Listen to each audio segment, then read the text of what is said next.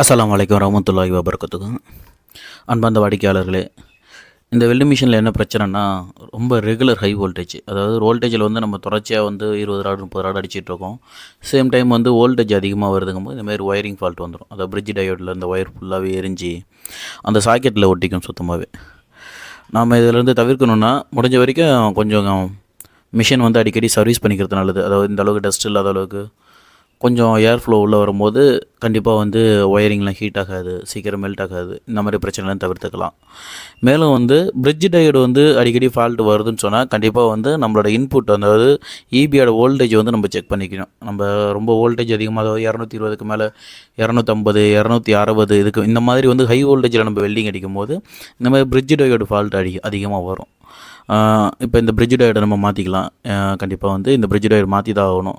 ஏன்னா wiring fault இருக்குது, with ஷார்ட்டும் இருக்குது. அது சாக்கெட் நமக்கு இந்த மாதிரி தெளிவாக தான் கிடைக்கும். அப்படின்னா பீசஸோட தான் கிடைக்கும். அந்த தனியாக அந்த ஃப்ளக்கு தனியாக கிடைக்காதாலும் பிரிட்ஜ் டயோடு ஃபுல்லாகவே மாற்றிடணும். இப்போ ஃபுல்லாக இதில் முக்கியம் என்னென்னா இப்போ இந்த ஒயிட் பேஸ்ட் தடவை இருக்கும் பார்த்தீங்களா, ஹீட்டிங் பேஸ்ட்டு. இந்த ஹீட்டிங் பேஸ்ட் ரொம்ப முக்கியம். பிரிட்ஜ் டயோடு ஓவராக ஹீட்டிங் ஆகும்போது அது அந்த பேஸ்ட் அதை கூலிங் பண்ணி விட்ரும்.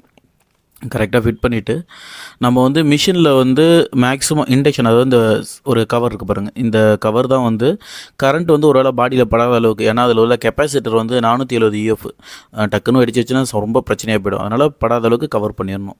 இந்த ஒயர் கிளிப்லாம் வீணாக போயிடுச்சுன்னா மேக்ஸிமம் சின்னதாக ஸ்பார்க் இருந்தால் கூட சில சகோதரர்கள் அப்படியே அதை டைட் பண்ணி ஓட்டுறாங்க. அந்தமாதிரி செய்யக்கூடாது. நம்ம புதிய ஒயர் கிளிப்பு மாற்றிக்கணும். அப்படி மாற்றும் போது தான் சுவிட்சு லைஃப் வரும்.